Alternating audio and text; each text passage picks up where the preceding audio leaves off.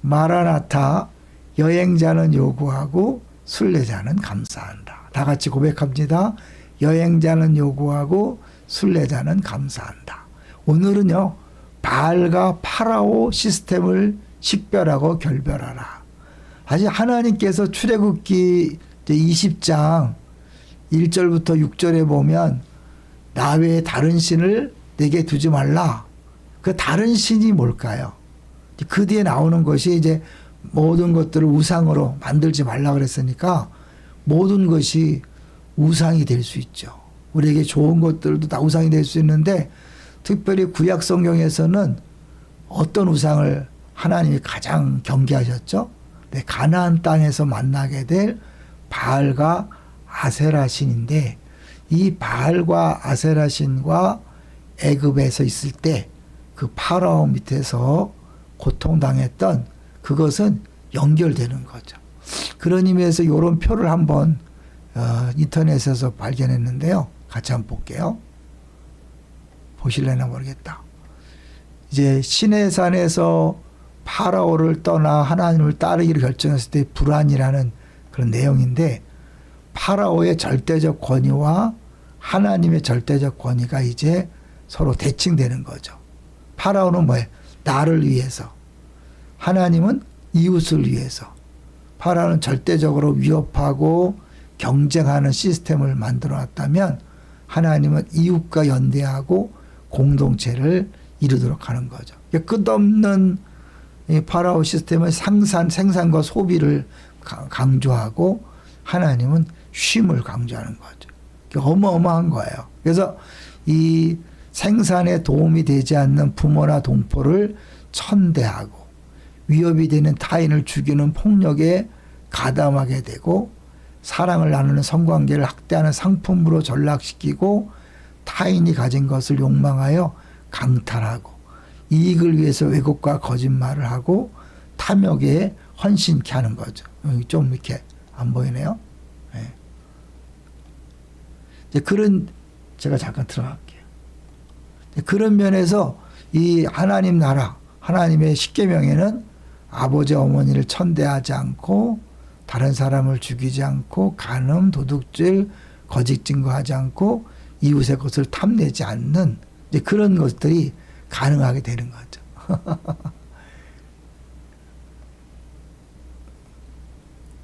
그래서 한번 이제 사실 이 대표적인 우상은 바알과 아세라시고 그것은 파라오 시스템, 애굽에서의 모든 노예 생활과 연관이 되는 거죠. 이 파라오 시스템에서는요, 끝없는 생산과 만족을 모르는 무한 생산 시스템, 더 많이, 더 높이, 더 세게 이런 거죠. 오늘날 우리 사회도 사실은 이런 시스템 속에서 하는 거죠. 무한 경쟁 시대잖아요. 그래서 자기가 착취당하면서 결국은 영혼마저 피폐해지는 그런 현실로 달려가는 거죠. 그래서 이런 부분에 대해서 하나님이 과감하게 안식일을 지켜라 했다는 것은 대단한 거죠. 그래서 이 여호와 하나님은 종살이하던 이스라엘을 돌보신 하나님이에요. 그래서 평등 공동체를 만드시고 제사장 나라와 거룩한 백성을 이루길 원하셨는데 이제 이 파라오 시스템은 끝없이 풍요로움을 추구하는 거죠. 바알과 아세라 신이 풍요의 신이잖아요. 계속해서 기득권, 피라미드 구조잖아요. 기득권만을 위해서 많은 사람, 다수가 희생되는 것을 허용하는 이제 그런 거죠. 참, 알게 모르게 우리는 이런 시스템 속에서 살아가면서도 이것을 당연히 여기다 보니까 교회 안에서도 다수를 위해서 또 이렇게 가치를 위해서 유익을 위해서 효용성을 위해서 달려가다 보면 교회의 진정한 모습을 잊어버리는 거죠. 교회는 효율 중심적이 아닙니다. 그야말로 가치 중심적이죠. 그래서 아주 소수에 집중하고 가난한 자와 고아에 관심을 갖고 그들을 사랑하는 하나님의 그 마음으로 사람들을 대하는 거죠. 하나님은 저 낙오자들의 부르짖음에 귀를 기울이시고 쉼이 없는 시스템에서 건져내어 이웃사랑이 넘치는 쉼으로 인도하심으로써 그들의 미래를 열어주려고 오시는 분인 거죠. 그러니까 우리에게 사실은 안식일을 지켜라고 쉬라는 것은 이런 바알이나 파라오 시스템에서는 말도 안 되는 거죠. 안식일은 강요로 얼룩진 파라오의 시스템이 무너졌음을 기억하는 거예요. 끊임없이 착취와 노동 속에 시달리던 분들이 안식일을 지키면서 우린 자유인이 되었다라고 선포하는 거죠. 벽돌 생산 목표량이 무효이며 헛것이라고 선포되었음을 기억하는 날. 그러니까 우리가 자유인이 되었다는 것을 기억하는데 지금 이제 우리 예수 믿으면서 다시 주의를 지키지 않고 여전히 막 절절 매는 삶을 살아가는 것은 그건 아직도 노예 같은 그런 삶을 살아가는 거죠. 근데 우리 이스라엘 백성이 광야에서 끊임없이 불평원망하면서 옛날이 좋았다고 하는 것은 뭐예요? 다시 그런 자유인이 아니라 여전히 그런 노예 속에서 살아가는 그걸 흠모하는 건데 말도 안 되는 거죠.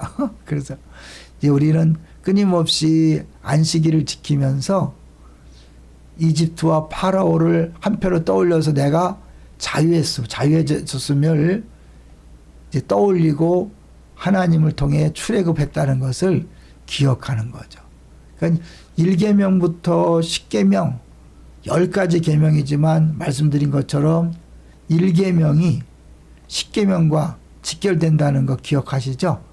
하나님을 사랑할 때 다른 우상을 섬기지 않을 때 우리는 10계명 다른 것을 탐내지 않는 거죠. 우리 계속해서 새벽마다 얘기하고 있잖아요.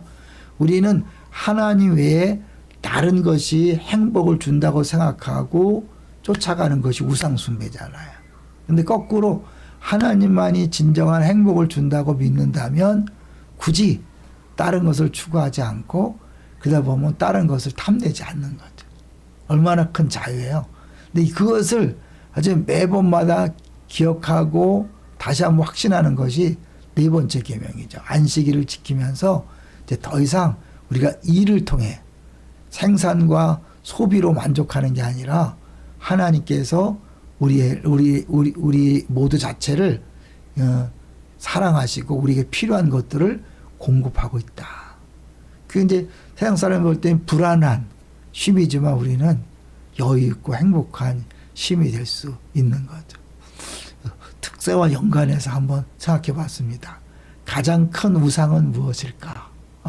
모든 것이 우상이 될 수 있지만 끊임없는 경쟁사회, 상품과 소비, 쉼 없는 달려가는 삶에서 이제 쉬고 주님 주시는 것으로 만족하고 안식을 누리는 것, 그것이 우리에게 주어진 놀라운 행복입니다. 절대로 놓치지 마십시오.